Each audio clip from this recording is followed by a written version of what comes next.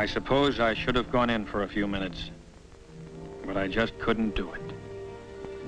Burying someone from a family you've known from childhood, someone cut down in the prime of life, well, it's hard to take. I could say goodbye from here. Besides, I could do more good out on the road. I could keep trying to prevent other people from killing themselves in their cars and bringing to other families, like the Dixons in there, that heartbreak that never quite heals. It was hard to believe that just a few days before, the Dixon family had been as happy and contented a group of people as you'd find anywhere. Frank Jr. had just come home from college to give his dad a little help on the farm for the summer.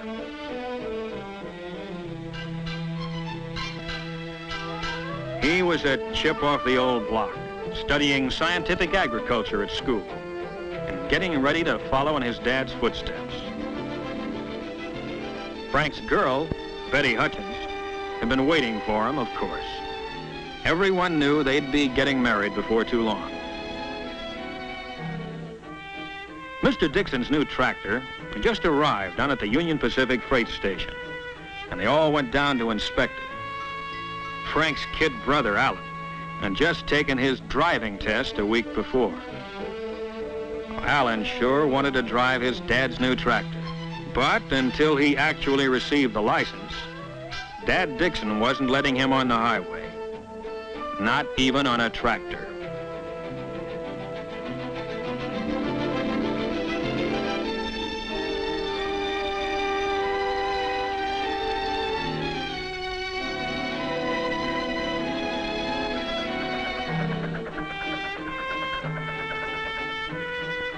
The UP station agent had reminded Frank that the 411 streamliner was due any minute.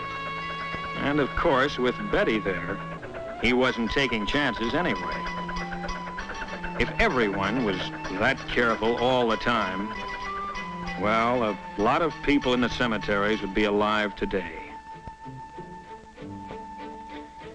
It was the next Monday that Alan Dixon's first driver's license arrived in a noon mail delivery.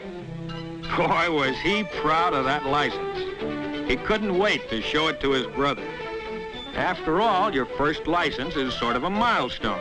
It means all the roads are now open to you. He was proud of the license, naturally, and just as naturally, wanted to make use of it on any errand that his dad or his mother or his grandfather could think of. The only trouble was, I had to choose that moment to drive in and spoil things. Of course, when you've known a family as long as I'd known the Dixons, they don't treat you as a cop, but as a friend. Well, thanks, Miss Dixon. Looks like you're going to have another Dixon to worry about, Hal. Alan got his driver's license. Oh, is that right? Well, let me see it, would you? You bet. Well, I guess that makes it official. When'd you get it? Just came today. Oh, just today, huh? Why'd I see you out driving on Highway 30 yesterday morning? This is my fault. I let him take the car to go and see his girl. I'm sorry I let him have it. I shouldn't have done it. Alan shouldn't have asked for the car. No, he shouldn't have. Fine way to be starting your driving career. Violation already. I'm sorry. Well, it's only a technical violation. I didn't come here to arrest you, Alan. I knew you'd be getting that license any day now, and I thought this would be a good time to come by and tell you a few of the facts of life about driving before you get started. Now, these are accident reports from my headquarters. Each figure represents someone injured or killed in the state.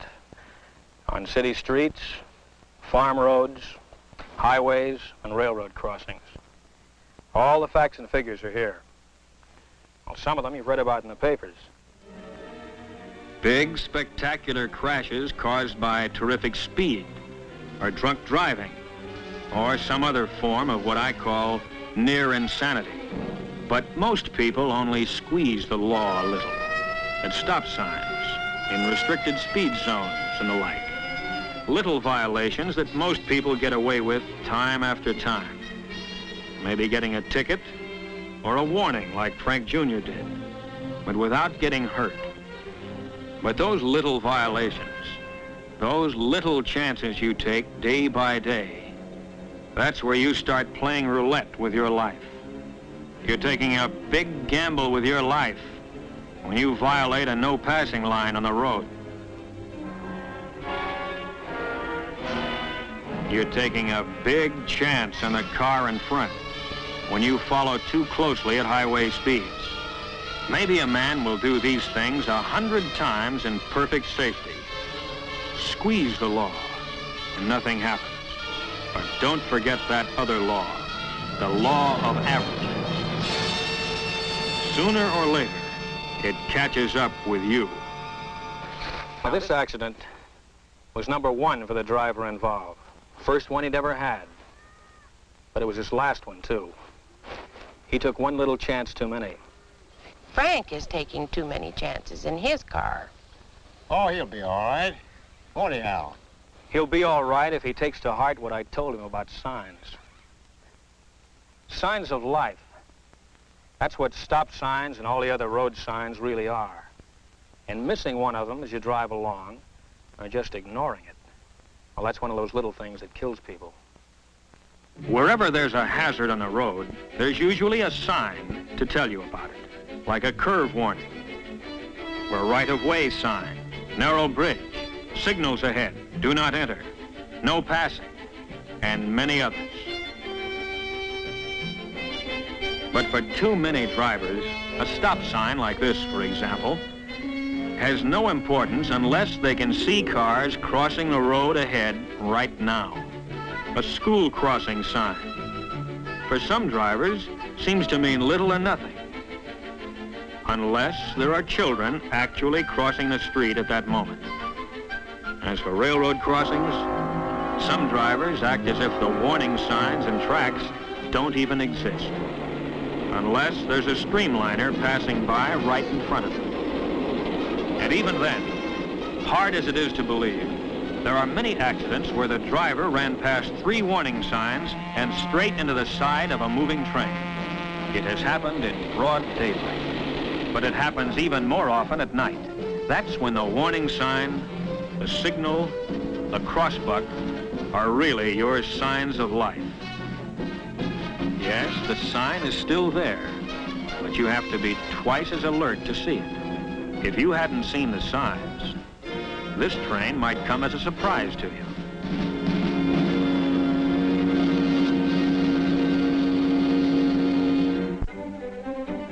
Traffic signs and signals that are so easy to see in the daylight become easier to miss as the sun goes down. Twilight is a dangerous time of day when things are half visible, half in deepening shadow. Main Street at night becomes a maze of lights and neon signs, all competing with one another to catch your eye. But where's the traffic signal? Oh, there it is, almost lost against the other lights beyond. Even the blinking red light of the railroad wigwag is hard to pick out sometimes. But night or day, these are your signs of life, whose purpose is to keep you alive. It's a strange thing, but some people actually resent traffic signs and traffic laws. How come? Cramps their style. They figure rules are for the other fellow, not for good drivers like themselves. Here's one like that. Robert Bainbridge. Bainbridge? From Meridian High? Yeah. Oh, I know him. I ran against him on the track team.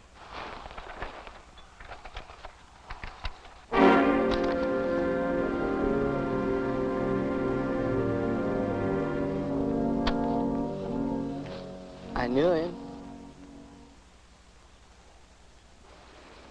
I'm sorry, dear.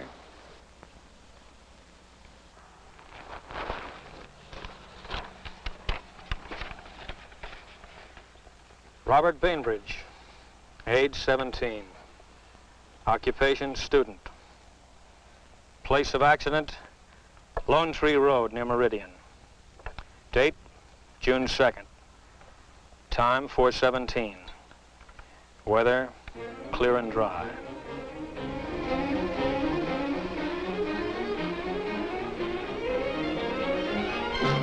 I gave him the light and siren on Highway 41 when he was doing about 70. His first mistake was speeding. His second mistake was when he tried to outrun me.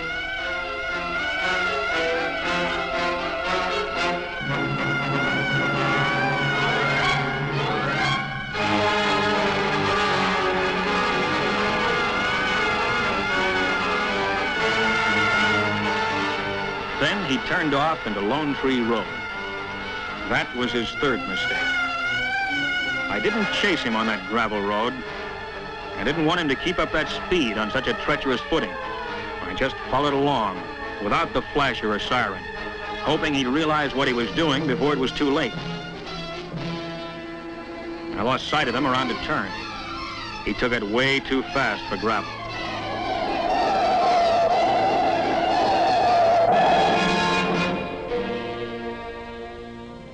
When I rounded the turn, the road ahead was empty. I knew what had happened even before I found the car. Of course, the boy had tried to stop when he felt his car going out of control, but he never had a chance.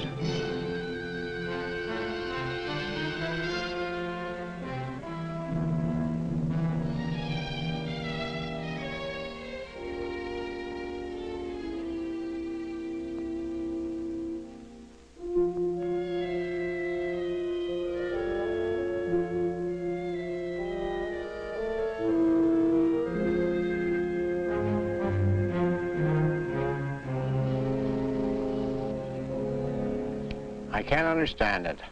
Why did he do it? You tell me. That's one thing the reports don't show. Why people do things with a car that make no sense at all. Well, I guess a young fellow in a car figures he's quick enough to save himself. Quick enough? If a human body could match a machine. When you get to be my age, you slow down. Well, you can remember the old days, can't you, Mr. Dixon? Yep.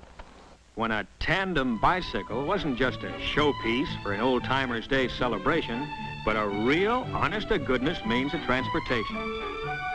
Sometimes we forget that there are plenty of people on our highways today who grew up in that horse and buggy age. Those narrow, two-lane country roads that used to be so quiet, peaceful, are now several lanes of high-speed traffic. Roads that used to wind gently around the hills now slice through mountains with nothing to slow you down. And many a rail crossing that stopped you in the old days is now a high-speed underpass or overpass. Everything in the world of transportation has improved. Everything except the drivers. We still have to use the same old equipment. Our eyes and ears and reflexes. They haven't improved a bit. No, they haven't.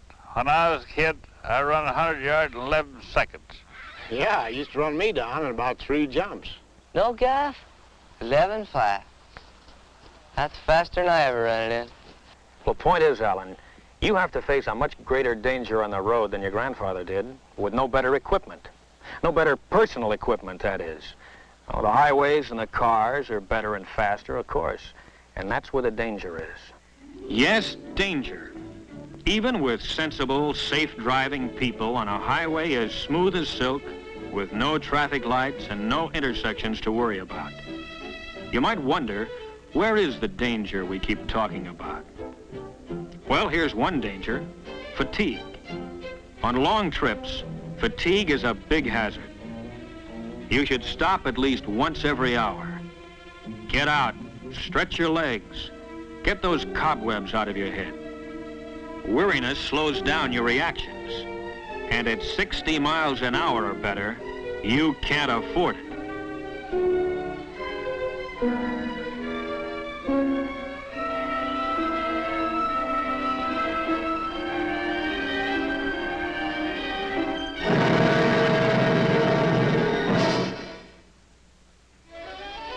And here is still another danger: lack of attention to the road.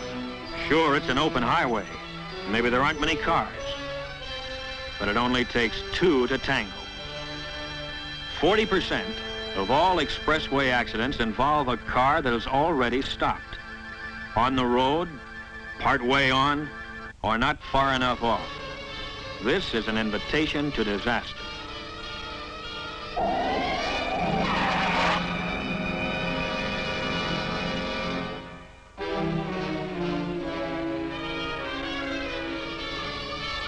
Here is another hazard of our superhighways that we patrolmen see all too often.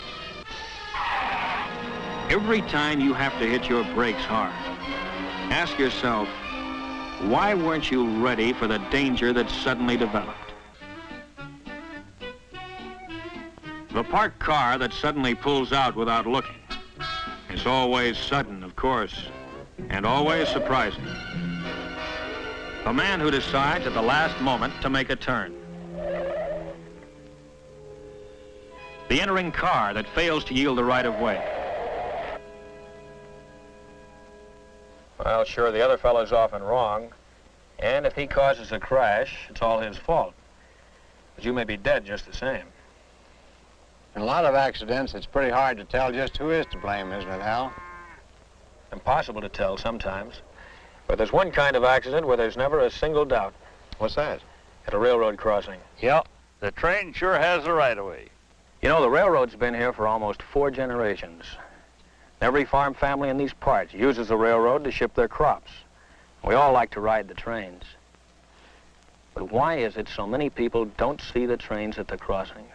It seems impossible that anyone could fail to see or hear a train in motion. The locomotive is certainly big enough, and the train of cars behind it may be as much as a mile long. And yet, many people who have lived through a crossing accident will say, where did the train come from? I never saw it until it was right on top of me. Where did it come from? Well, it came on the rails. It couldn't come from anywhere else. But if you paid no attention to the signs, didn't look, and didn't listen, then to you it came out of nowhere. An approaching train starts the signal while it is still some distance away. Never try to guess how far away. Don't guess at all. And don't be impatient, because the train's coming and it can't stop.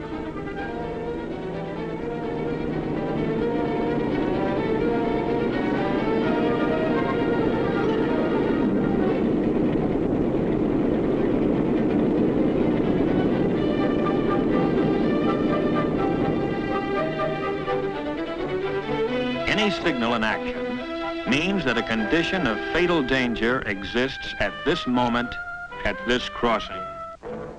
Maybe the last train you waited for was a slow freight that took several minutes to cross. But the next one may be a fast freight, highballing to the coast on a tight schedule.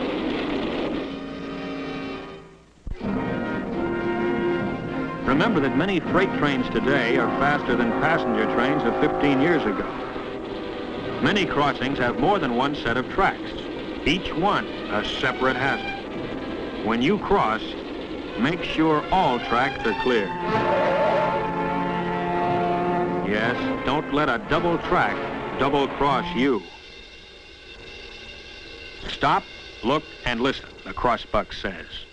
All right, let's listen. As this train approaches, let's see how close it comes before we hear it.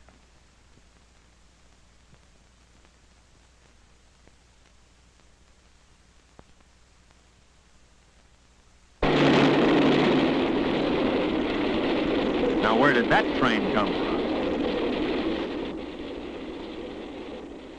Where does any train come from? It comes on the rails, of course. And who gets killed at the crossing?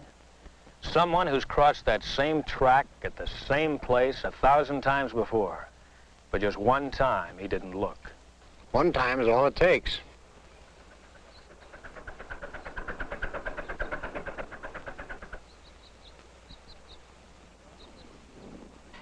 Please speak to Frank about his driving. It worries me. Okay, I will. I'll do it tonight. I surrender, Hal. I give up. What's the charge? No charge, Frank. I'm just giving Alan some free advice now that he's a licensed driver. Boy, I remember that advice you gave me the other day at the stop sign. Well, you keep it in mind. I will. Dad, can I take the car into town now? Okay, Alan, go ahead. But take it easy. Well, I'll be real careful. Goodbye. He'll be all right. Look at the guy go. Hey, maybe we better go along with him, make sure he gets there all right. Okay, buy me soda. Okay, fine. Goodbye, everybody. Bye.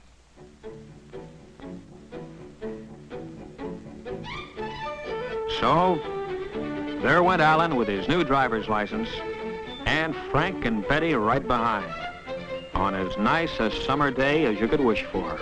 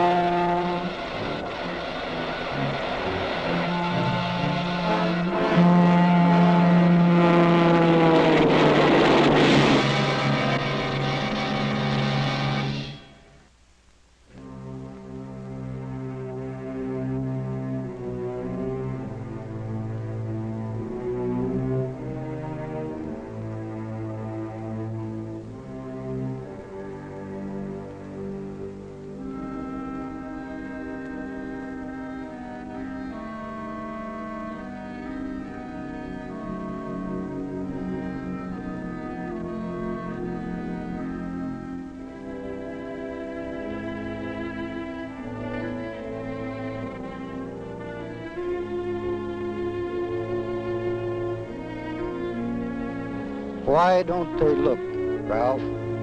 Tell me. Why don't they look? No, I didn't go in.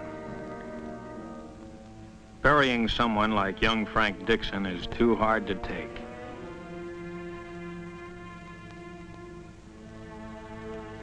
My place was out on the road.